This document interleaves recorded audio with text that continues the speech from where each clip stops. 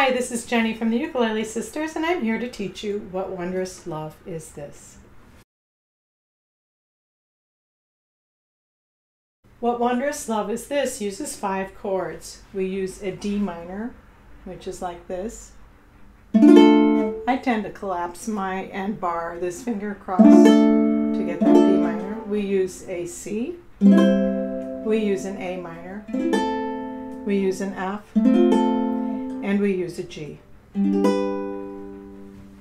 With this song, there's a lot of different chords that you can use, so if you don't use the exact ones that I put, it will still sound really good.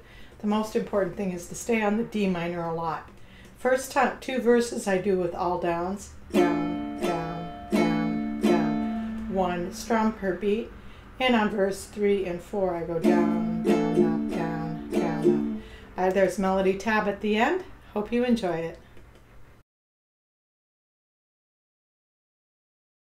What wondrous love is this?